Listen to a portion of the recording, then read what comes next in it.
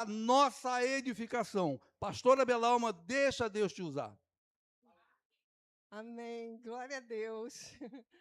A paz do Senhor, queridos, graça e paz. Antes de começar a ministrar a palavra, eu vou cantar um louvor para vocês não, para o Senhor, conduzi-los na adoração ao Senhor. E como o pastor Antônio falou, eu sempre quis compor um louvor que exalte apenas a Deus, direto. E eu creio que essa é uma doxologia, né, como diz o pastor Antônio. Depois vocês perguntem para ele o que é doxologia, tá? Tem a ver com adoração. E também, enquanto ele prepara ali, que eu vou cantar com playback, eu quero lembrar vocês que está chegando a segunda noite de louvor, amém? Que vai ser no terceiro sábado de setembro, está pertinho.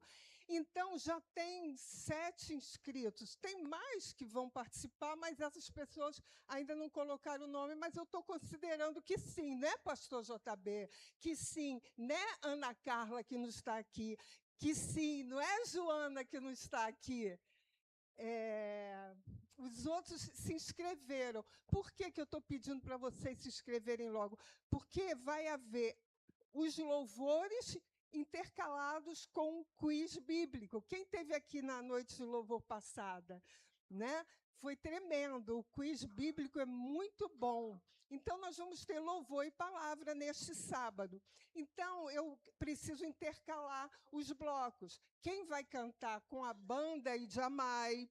Quem vai cantar com banda própria? Quem vai cantar com playback? Eu vou cantar com playback.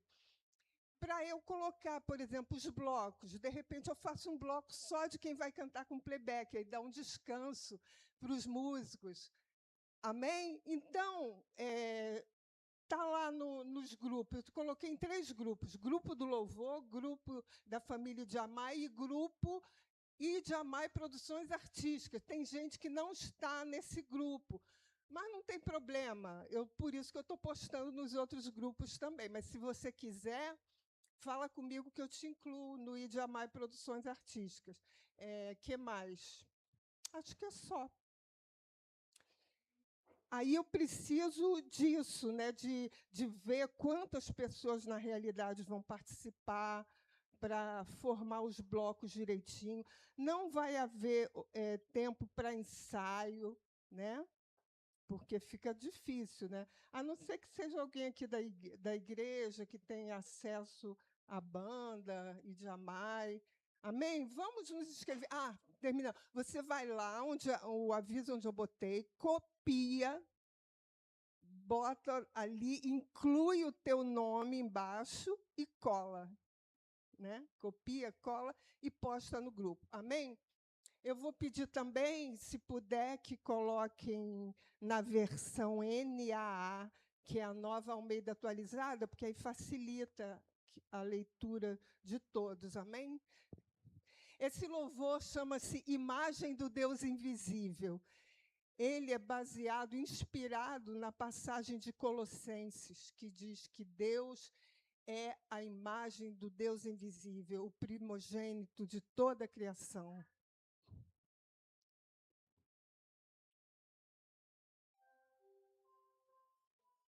Pode aumentar um pouquinho. Glória ao teu nome, Senhor.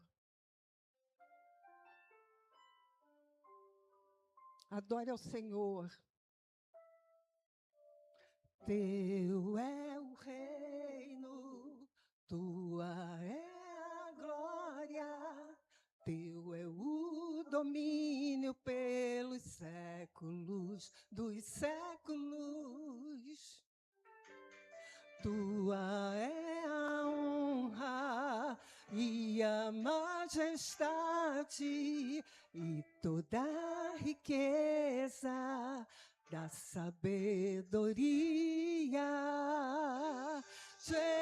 Jesus, o Cordeiro, Jesus, o Leão de Judá. Jesus, o Alfa e o Ômega. És a imagem do Deus invisível, o primogênito de toda a criação. Todas as coisas em ti foram criadas, visíveis e invisíveis.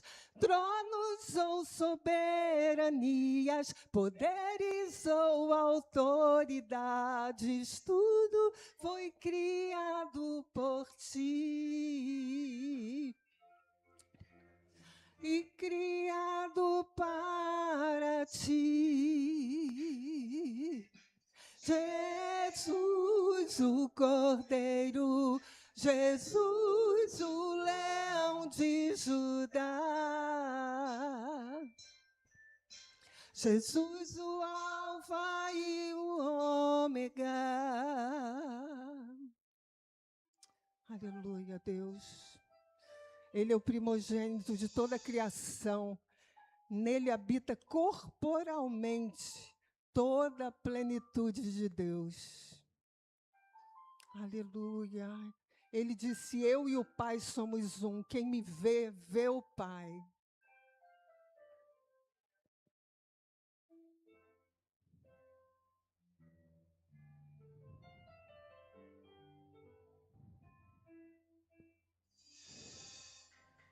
És a imagem do Deus invisível, o primogênito de toda a criação. Sentimos, Senhor, as coisas em ti foram criadas, visíveis e invisíveis.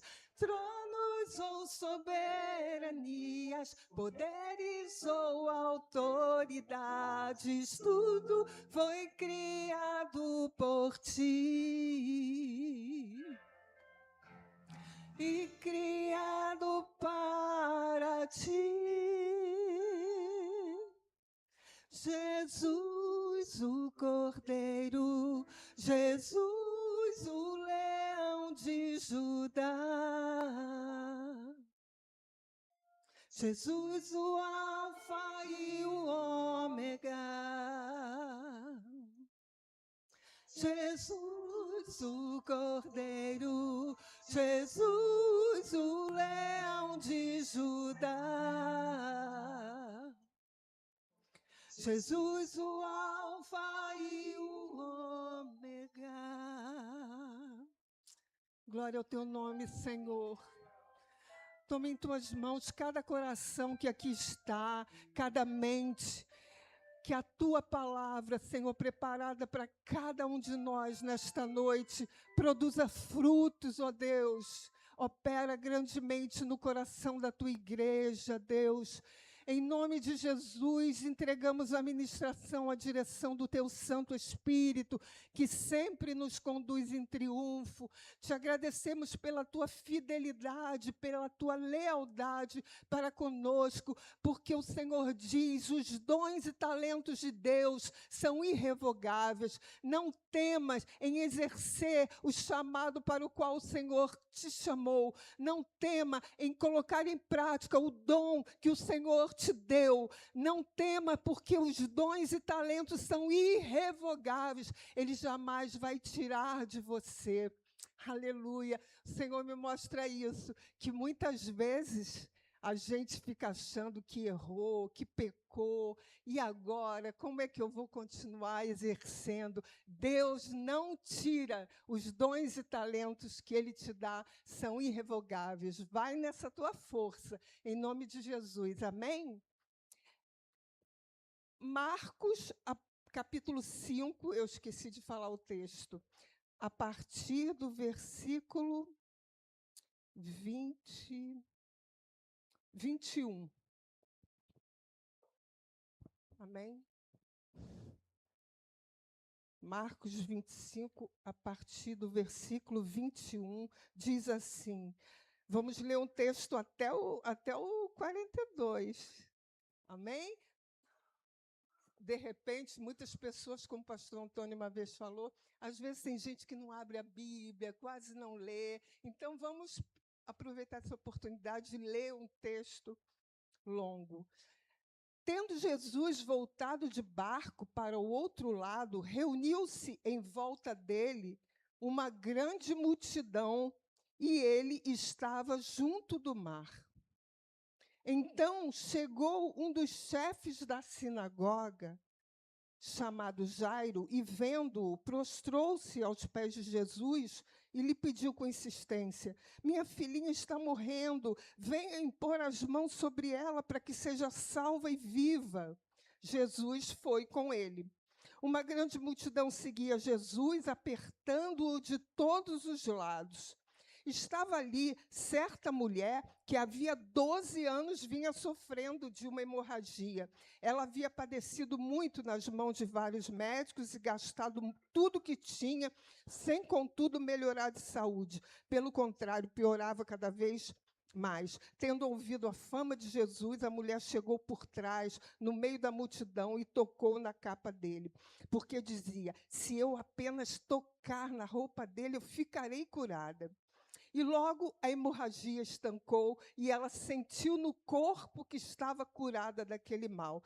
Jesus, reconhecendo imediatamente que dele havia saído o poder, virando-se no meio da multidão, perguntou: quem tocou na minha roupa?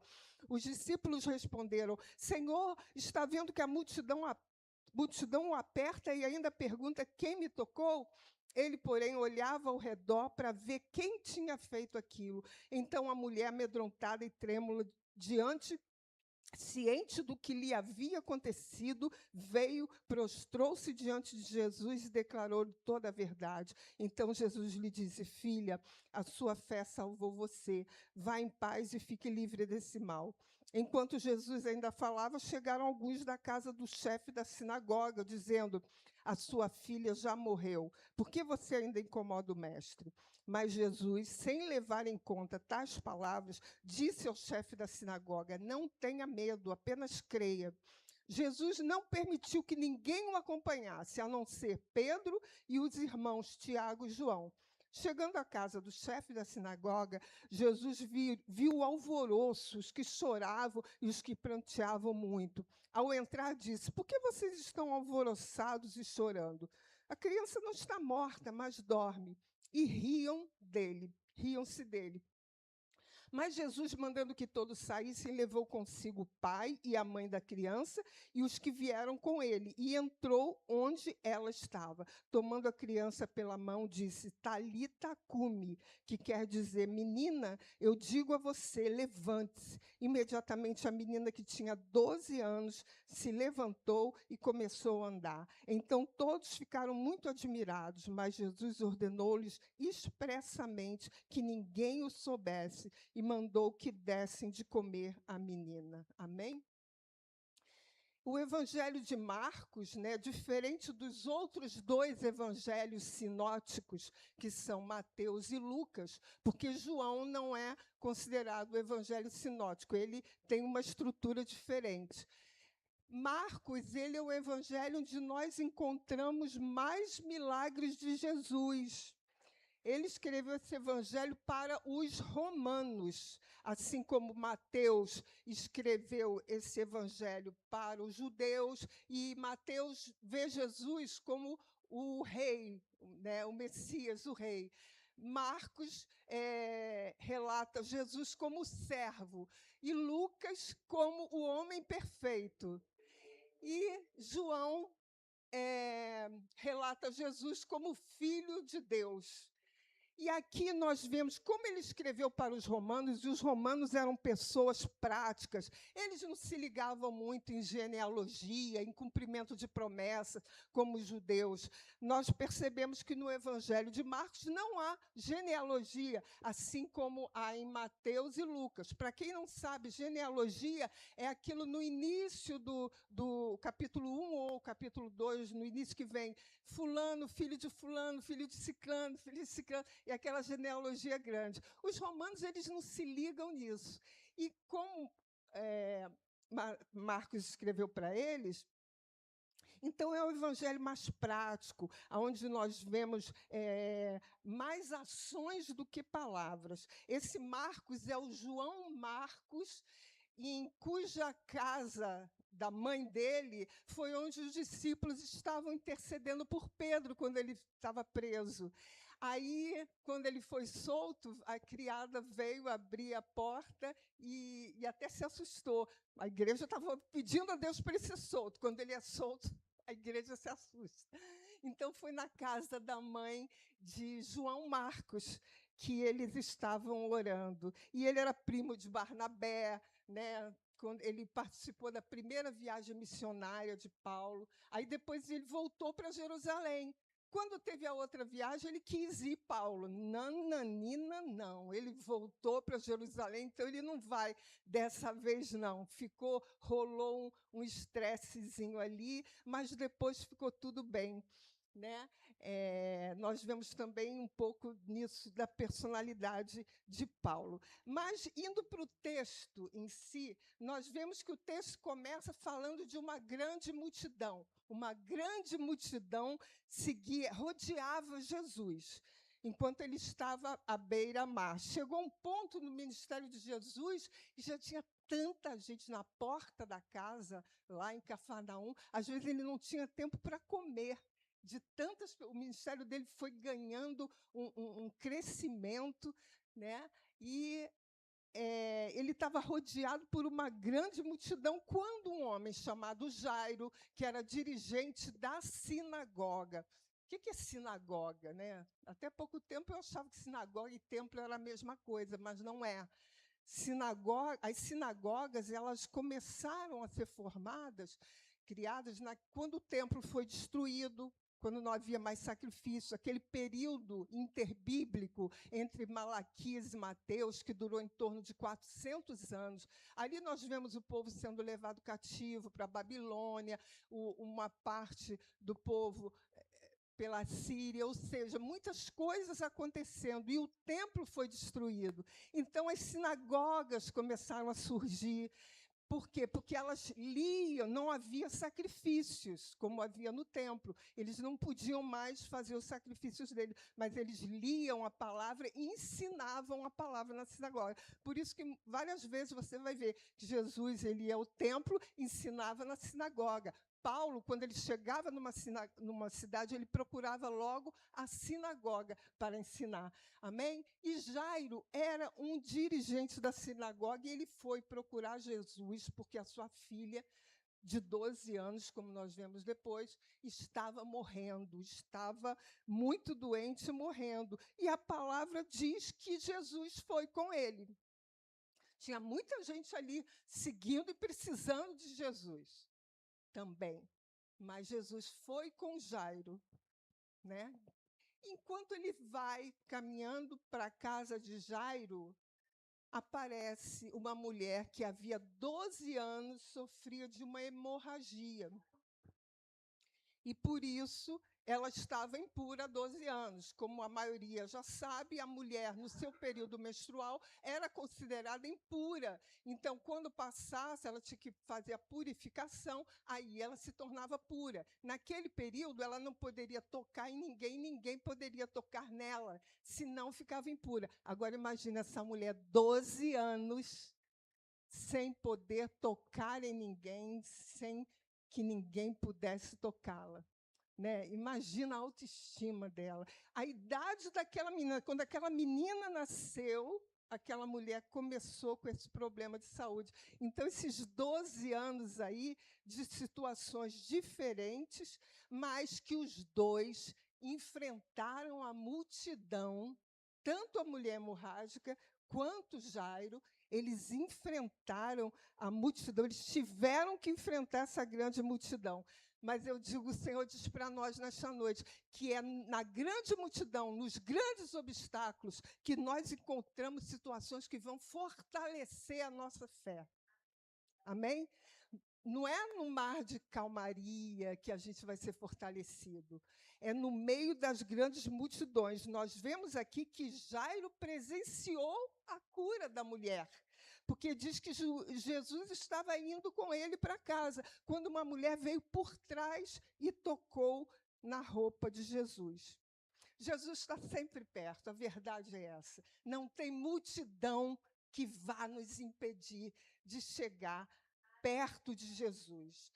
Tem um diferencial que nós vamos destacar aqui. Por que que a multidão não chegou e só 2 conseguiram chegar? Quando Jairo chegou até Jesus implorando que ele fosse impor as mãos sobre a sua filha, ele implorou a Jesus que Jesus tocasse a sua filha. E a mulher hemorrágica queria tocar em Jesus. Tem momentos em que nós queremos e precisamos que Jesus nos toque, mas tem momentos em que nós é que temos que ir tocar em Jesus. Agora, por que que Jesus ele pergunta, quem me tocou? Porque de mim, não, alguém me tocou de uma forma diferente. Os discípulos, mas todos estão te apertando, te empurrando, e o senhor pergunta quem me tocou, todos nós já conhecemos, né? Não vou nem me ater nesses detalhes que a igreja já conhece bem, mas o diferencial foi a fé, né? Nós vemos aqui. A nossa fé faz Jesus parar o que está fazendo. Ele parou. Ele estava indo socorrer uma menina que estava morrendo. Quantos de nós falaríamos para aquela... não, espera aí um pouco, eu estou indo resolver. Pastor Luciana, vem aqui em casa orar por um parente meu que está mal, está morrendo. Aí, no meio do caminho, a pastora Luciana encontra alguém que pede a ela também oração. Qual a nossa tendência?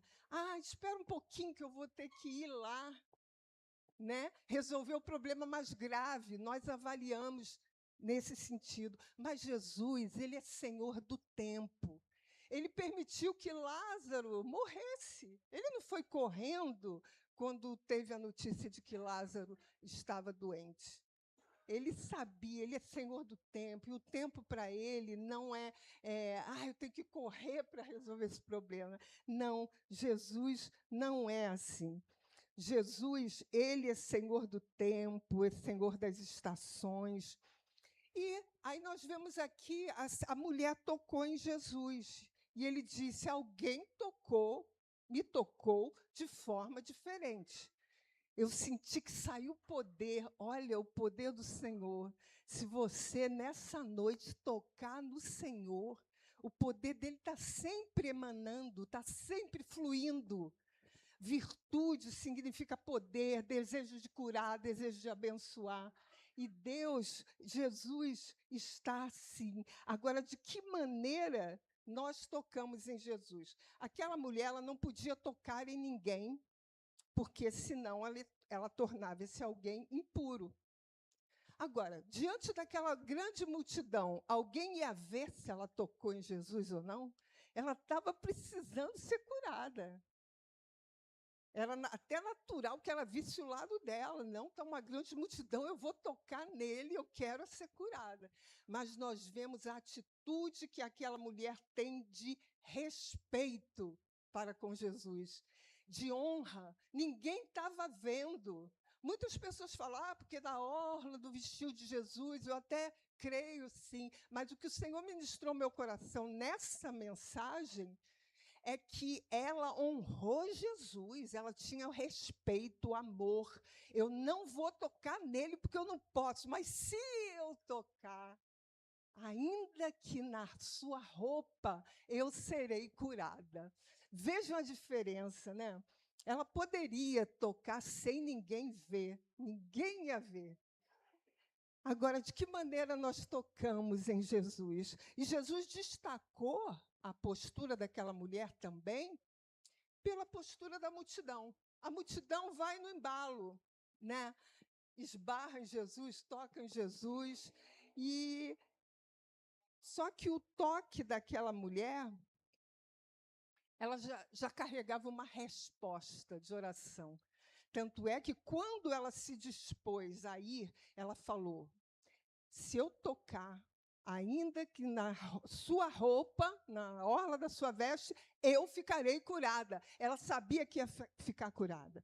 Eu pergunto para você, já teve situações em que você orou, ou você declarou, e você tinha certeza que você ia receber? Tem situações que a gente sabe. Aí eu te digo, segura esse mistério aí, porque tem que ser sempre assim. Jesus quer que não apenas de vez em quando a gente ora, não, a gente tem que ter certeza. Deus ministrou essa palavra no meu coração também ontem, acerca de uma situação que eu estou querendo muito, aí eu estou empurrando, não, agora não dá, que não sei o quê. Deus, aí hoje eu falei, Senhor, eu creio que eu vou conseguir. Eu te pedi. Então, Deus quer isso de nós. No processo religioso, né, na multidão ali, nós observamos muitas pessoas, e até essas pessoas somos nós mesmos, que fazemos parte da multidão apenas. A gente levanta a mão, não sabe por que levanta a mão. A gente dobra os joelhos e não tem intenção. A gente ora e não crê que vai receber. A gente canta e não adora. Essa é a multidão que não tem como receber do Senhor. Mas a multidão que vai e toca no Senhor, crendo que vai receber, esse toca no Senhor de verdade. Nós tocamos muitas vezes sem intenção, sem fé. Nós esbarramos em Jesus, né? A gente está aqui, a gente gosta de tudo. A gente gosta do louvor, gosta da palavra, a gente gosta da vida cristã. Não é bom você se arrumar para vir à igreja, você saber que faz parte do povo de Deus. Eu amo. Mas não é só isso. Ela chegou ali sozinha, desprezada, mas ela não se deixou conduzir pela multidão. Ela não andou no mesmo ritmo da multidão. A multidão e Jesus estavam caminhando. Ela chegou por trás de Jesus e tocou na orla, a ponto de Jesus ter que virar e fazer. Quem fez isso? Ela não estava caminhando igual a multidão caminhava. Ela estava num outro ritmo. Ela estava na caminhada da fé. Ela não estava ali no oba-oba, vamos embora, muito bom, muito legal. Hoje o culto foi uma benção. Qual foi a palavra? O que você recebeu do Senhor? E eu nem me lembro. Né? Mas aquela palavra, às vezes, que te confronta, você vai para casa e passa a semana inteira pensando, é isso. E cada um tem um avivamento individual. Uma pessoa pode sair daqui avivada, quando a maioria não, ou vice-versa. Então, não podemos nos deixar conduzir pela empolgação da religião. Porque aí o poder que sai de Jesus é quando ele sabe que aquele coração confia nele. Imagina uma oração, um clamor, que não tem dúvida. Eu não tenho mais ninguém, só o Senhor, e eu sei que o Senhor pode resolver o meu problema. Isso libera poder do Senhor. A reação de Deus à fé é imediata, é automática, porque sem fé é impossível agradar a Deus, né? E fé não é curiosidade, mas fé é uma confiança visceral. Ela falou, se eu tocar, eu serei curada. Se eu tocar na sua veste, eu serei curada.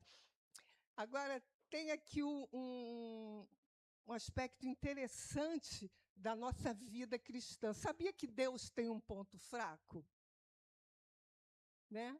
Qual é o ponto fraco de Deus? Aquilo que ele não aguenta, que ele não resiste. É o calcanhar de Aquiles de Deus. Ele não aguenta, ele não consegue resistir, ele não despreza um coração quebrantado e contrito.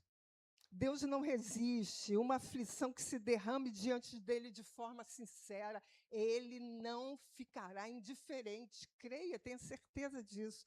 Deus não resiste quando ele é abordado por um coração que não duvida.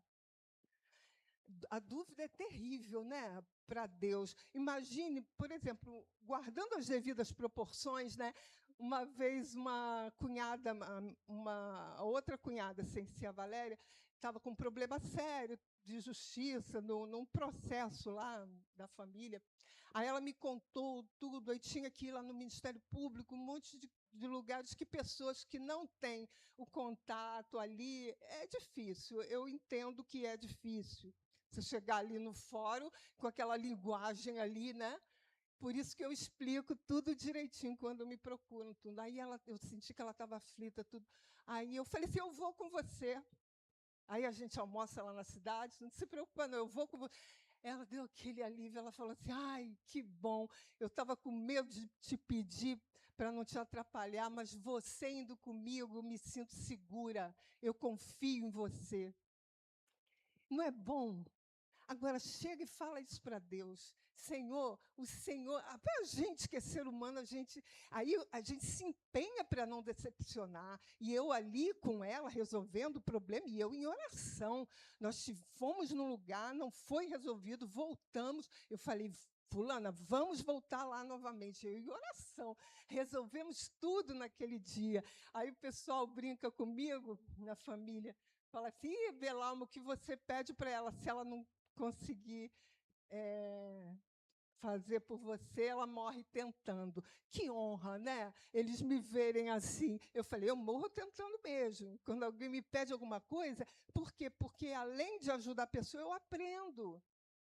Eu nunca advoguei. Eu fiz direito e trabalhei no judiciário, mas eu nunca advoguei. Então, algumas coisas que me perguntam é da parte de advocacia e eu não entendo, eu não tenho a prática de advocacia. Eu sei o caminho do processo dentro do fórum, mas o que fazer? Eu sempre falo, ai, fulano, não sei, mas espera aí que eu vou perguntar para os amigos meus. Eu tenho 2 amigos que são os que eu sempre lanço mão deles.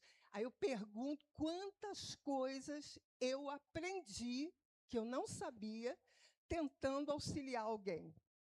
Procura auxiliar alguém, mesmo em algo que você não saiba. Procura ajuda, procura saber como é para você auxiliar. Você vai aprender muito. E aprender é sempre bom, né? Eu adoro aprender. É muito bom você ter uma experiência nova. Então, se Deus ele vê em você um coração que não duvida, que confia, é em mim que ele tá afirmando a sua fé e a sua esperança. Um clamor, quando é carregado por fé, quando essas coisas chegam a Deus, não tem jeito, os impossíveis acontecem. Amém? E, repetindo aqui, a igreja não está mais no sepulcro. O corpo de Deus não está no sepulcro, onde tudo acabou. O corpo de Cristo está aonde tudo é possível.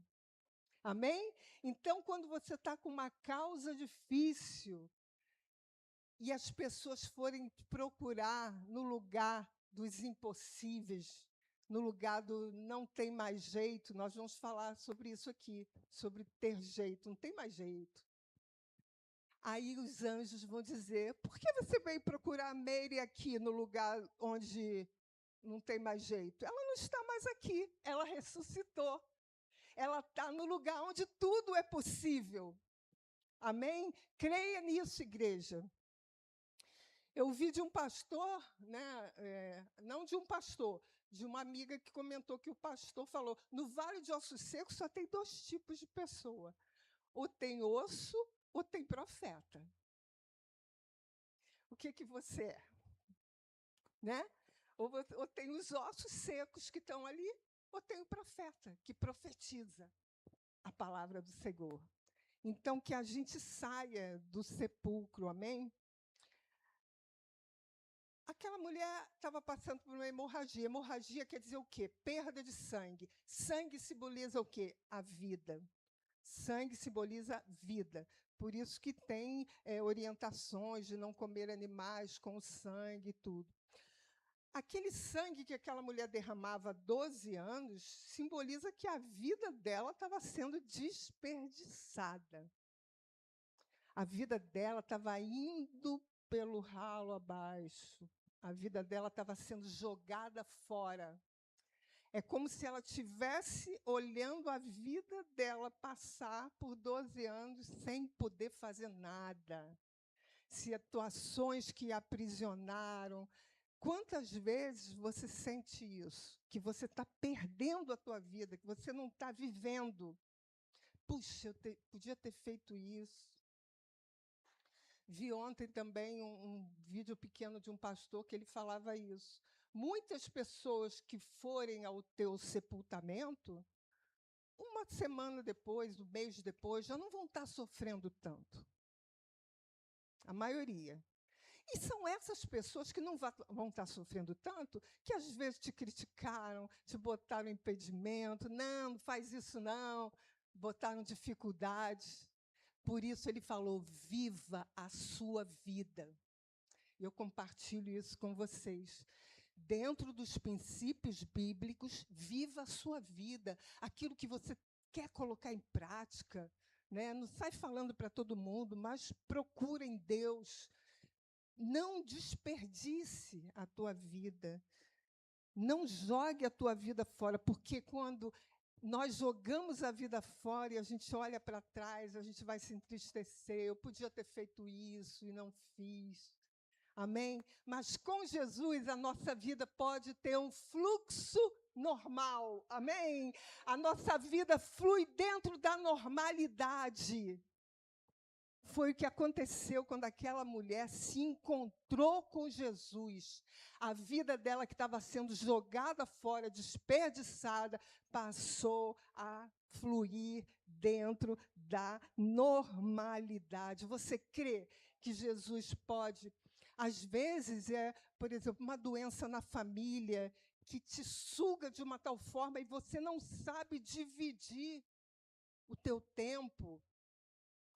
Na época que minha mãe estava muito doente, eu sentia isso, assim, mas em momento algum eu deixei de exercer o meu chamado. Eu lembro uma vez que minha mãe estava passando mal e eu estava escalada para pregar. Aí eu socorri a minha mãe, tudo ali em oração, socorri a minha mãe, fiz o que tinha que fazer, dei banho nela praticamente, arrumada para ir para a igreja.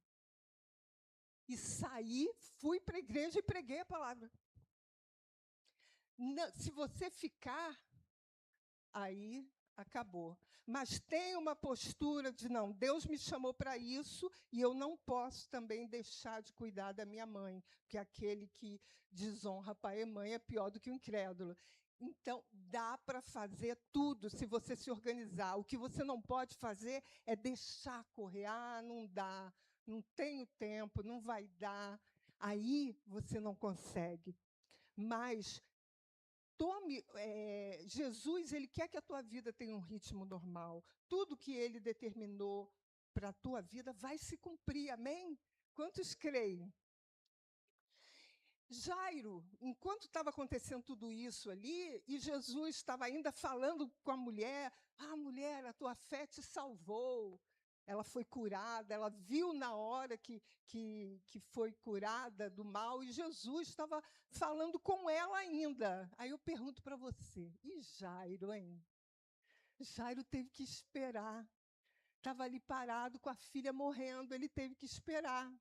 E quando Jesus ainda estava falando com a mulher, chegaram os outros falando para Jairo, tua filha morreu, não incomoda mais o mestre. Jairo podia muito bem ter desistido ali. Não podia? Jesus estava falando com a mulher, ministrando a palavra à mulher. E chegam os outros e falam, a tua filha morreu. Mas Jesus, eu acho que foi mais rápido, né?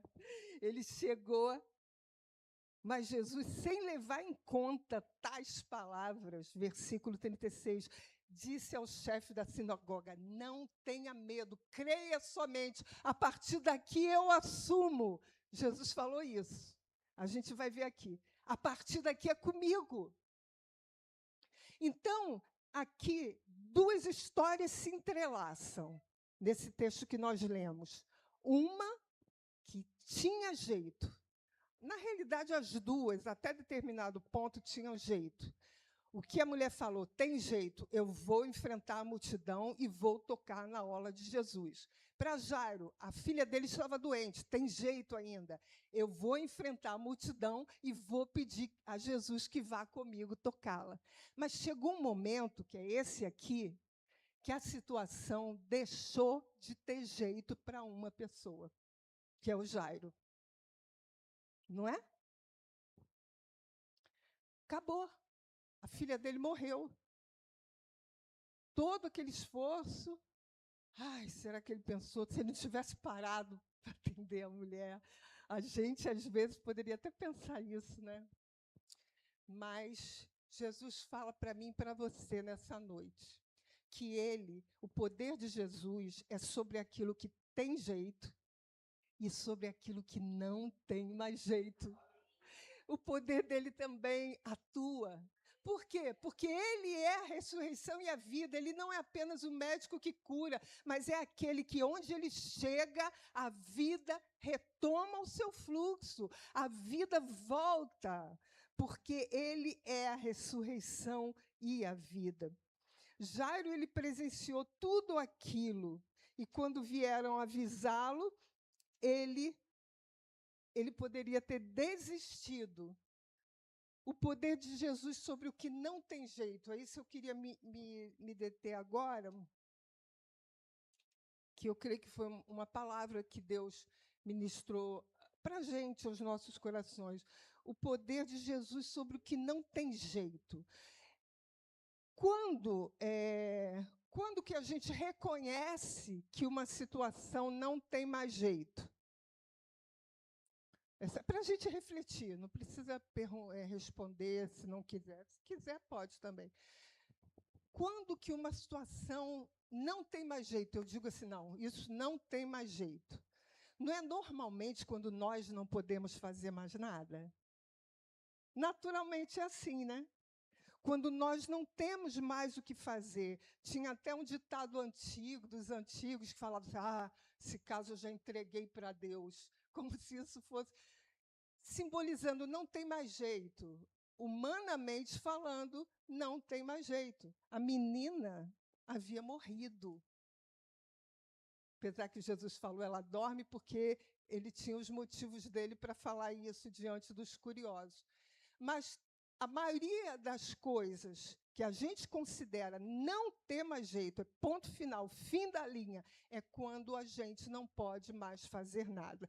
Mas conhecendo o Deus que nós conhecemos, que pode tudo, eu faço a mesma pergunta. Você, sendo filho e filha de Deus, de um Deus que pode tudo, quando que a situação não tem mais jeito para você? Para a gente refletir. Será que não é quando você já decidiu que não quer mais? Só assim que não tem mais jeito. Fora isso, se algo praticamente impossível se estabeleceu na tua vida, preste atenção no que o Senhor nos fala, mas você ainda deseja, você ainda tem sede por aquilo, você ainda quer, você tem que fazer o quê? Deixar Deus tomar conta. Eu assumo a partir de agora. Nós vamos ver como é que Jesus assumiu a situação aqui de Jairo. Muitas vezes, por exemplo, tem situações na minha vida que eu já decidi, não quero mesmo. Não quero, passou, não tenho. Mas tem coisa que ainda arde no meu coração. Quando arde no teu coração, é porque Deus pode fazer ainda.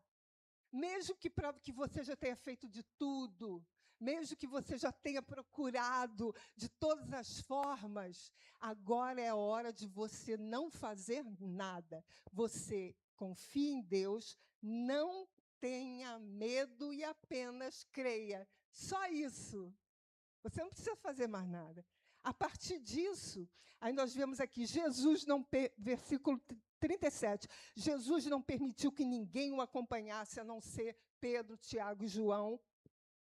Só eles três. Ou seja, Jesus já começa a afastar quem precisa ser afastado. Pessoas que não se alegram com a tua alegria, pessoas que não estão nem aí para você. O que essas pessoas vão fazer numa situação de impossível para você? Vamos chegar aí, não vai dar certo, né? Como as carpideiras já estavam ali, as carpideiras eram as mulheres contratadas para chorar. Então, eu até anotei aqui, tem gente que já comprou a roupa do sepultamento daquilo que você ainda deseja. Entendeu? Está tão notório que você não pôde realizar, que você não conseguiu, que já tem gente já preparando para o enterro do teu sonho, digamos assim. Tem gente que já foi comprar o terninho básico, o pretinho básico, para o sepultamento do teu sonho. Pessoa que não tem ligação com você, que não se importa com você. Mas Jesus afastou essas pessoas. Ainda falou, por que esse alvoroço aqui? Ela não está morta, ela dorme. Ele afasta essas pessoas, coloca só os pais da criança, que simbolizam aqueles que querem o teu bem, aqueles amigos verdadeiros, aqueles que torcem por você, que na luta estão ali orando por você, e na alegria estão se alegrando por você, não ficam pensando, ai, por que não foi comigo? Né? Os pais da criança simbolizam essas pessoas. E os apóstolos, discípulos, os três, simbolizam aqueles que querem que a vontade de Deus seja feita na tua vida. Ainda que não tenha uma relação assim de amizade, não te conhece tanto, mas são servos cheios do Espírito, que querem, se reconhecem o chamado de Deus na tua vida, querem que se cumpra. É só isso que precisa. E Deus, Jesus, afastou tudo aquilo que só ia servir de tropeço para Jairo. Né? Jairo, com a notícia da morte da filha, ainda vem aqui, chega ali, se defronta com aquelas pessoas. Já estava o cenário todo pronto.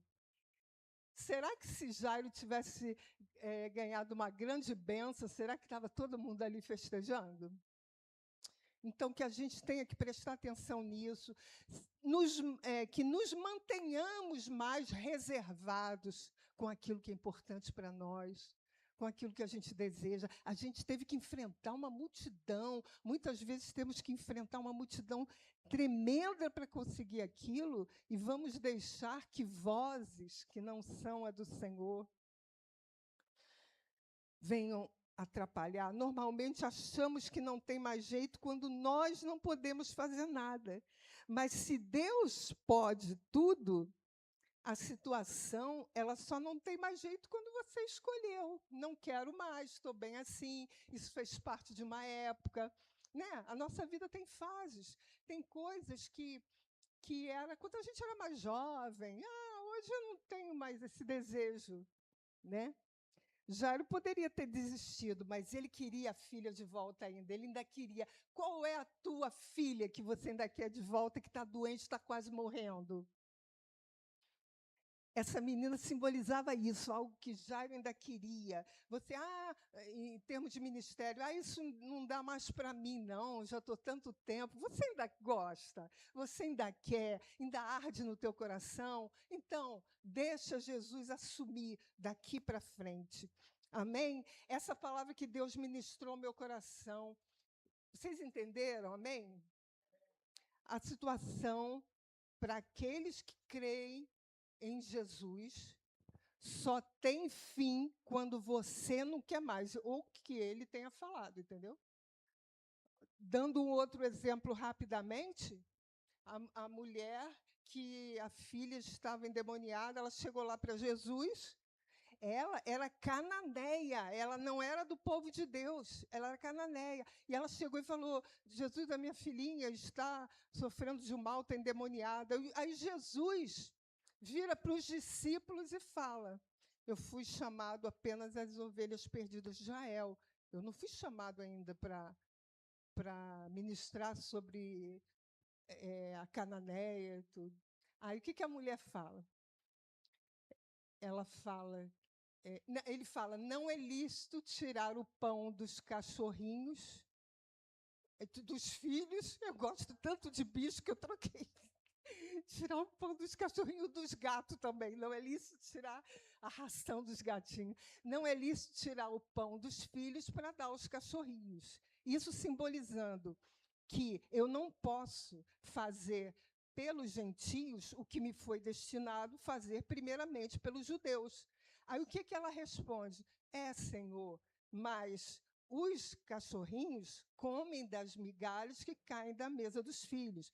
Ou seja, os gentios estão vendo tudo que o Senhor está fazendo pelo povo judeu, e nós cremos que vai chegar a nossa vez.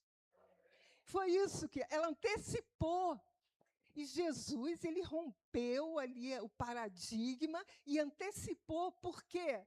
Por que, igreja? Por que ele antecipou? Por que ele curou a filha de uma cananeia quando não era ainda para curar? Porque ele encontrou quero que vocês digam, porque ele encontrou fé no coração daquela mulher. E muito mais do que isso, muito mais. Ela não só teve fé, ela profetizou que o evangelho ia chegar aos gentios. Ela profetizou quando ela disse que as migalhas caem da mesa dos filhos e os cachorrinhos comem. Ela falou, nós, os gentios, estamos vendo tudo que o Senhor está realizando no meio do teu povo e nós estamos sendo alimentados com isso. Amém, igreja? Foi essa palavra que o Senhor ministrou, que